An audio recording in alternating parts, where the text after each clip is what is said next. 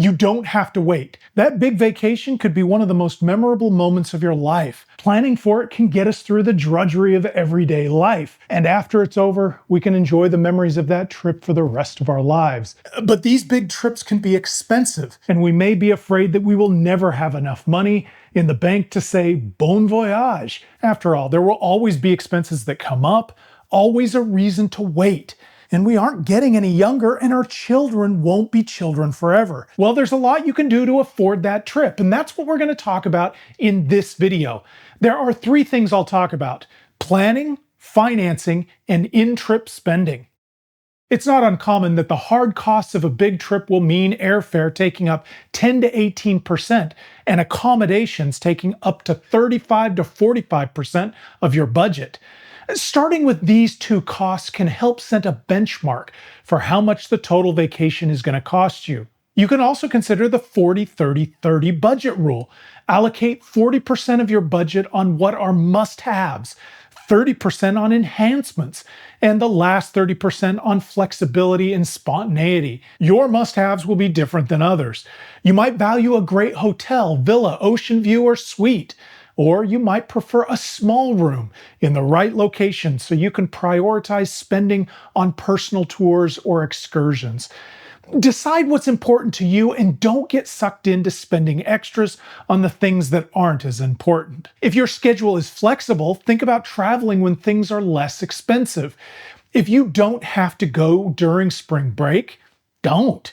If you can visit a place during the off-season, you can save a lot of money. You can often find 20 to 30% lower rates during the shoulder months of May or September. Weather is still good and venues are open, but they aren't the peak travel periods. But do your research. What good is a cheaper vacation if you don't get to see or do what you want? Usually locking in your hotel early will get you the best rates. Plan to book your lodging 6 to 9 months before your trip. Start tracking airfare as early as you can so you know what a good price to your location is. Book tickets to in-demand shows early so you aren't tempted to pay scalpers. Booking early also has the benefit of giving you plenty of time to financially plan for your trip. A lot of people overlook the importance of figuring out how they're going to pay for a trip. After all, it's not the fun part. Some people just stick their head in the sand and deal with it later. I'll admit, that is a strategy. But putting some thought into where you'll get the money can save a lot of headaches in the future. Start with your resources. If you have credit card points that can be used, be sure you understand how to get the most out of them. Chase, American Express, Capital One, and Citi all offer benefits if you book travel through their portals. But you will want to do the math and make sure you're getting the best deal you can. Don't just assume that their deal is better than what you could get booking directly with the vendor. If you don't have a credit card with travel benefits, you might consider signing up for one in order to benefit from the sign-up bonus. Some cards can offer benefits worth hundreds or thousands of dollars. The most lucrative ones will have substantial annual fees, which could easily be offset by the benefits you can redeem them for your upcoming vacation. Before you sign up, check the fine print though. You might be required to spend a certain amount on the card within the first 3 months to earn the sign-up bonus, or there might be other stipulations. If you visit the credit card section of the Yukon Project, you can check out travel cards and the benefits that they are currently offering. It's a fast way to get the lay of the land. Oh, and by the way, credit cards don't like me to say this, but you can always cancel their card after a year if you don't think the card will be useful for you long term. If you still can't scrape together enough money to pay for the trip up front, you may decide to finance it. Most people default to racking up balances on their credit cards. That is convenient, but the average interest rate on a credit card right now is 24%. If you have a credit score above 650, you might be able to do significantly better with an unsecured personal loan. All of these lenders approve applicants who want to use their loans for travel or vacations. Just because a lender will approve you, it doesn't mean they're offering you the best rate though. You will want to shop around and make sure you're getting the lowest rate for the shortest term possible. At the Yukon Project, we've tried to make checking your rate easy. If you visit our lending marketplace page, you can select vacation for the purpose of your loan, how much you'll need, and your credit score range.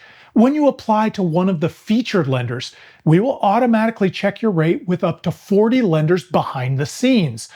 Our partners use a soft credit check, so applying won't hurt your credit score. We will show you all of your approved offers so you can be confident you're getting the lowest rate you can in your situation. The day-to-day spending during the vacation can cause me a lot of undue stress. I enjoy the vacation more when I'm not financially surprised when I'm there. So before I go, I do my research and collect the information in a spreadsheet. What does public transportation cost? What are the admission costs for the museums I want to visit? What restaurants are recommended? Are there shows, private tours, or events that I will want to book? I record everything I come across and I do my research. I include their open hours as well, because then I'm ready with a plan B if things change while we're there, and I'm not surprised by any of the costs. When you're working on a special trip, you want to make sure your money goes as far as you can, skimping on things that don't matter to you so you can spend a little extra on the things that are important will make every dollar count. If you're traveling with others, use a group budgeting app like Splitwise. That will prevent the who owes what awkwardness at the end of the trip and keeps everyone's expectations aligned during the trip. If you have any other tricks on how to make your money go further while on vacation, leave a comment below. We'd love to hear how you do it. Travel can be an important way of enriching your life, giving you something to look forward to, providing a rich store of positive memories, or strengthening your relationships with family or significant others. With a little bit of planning and commitment, you might find that you no longer need to put off your dream vacation. Hey, don't forget to like this video and subscribe to our channel. It doesn't cost you a thing, and it really helps us out. Thanks for watching.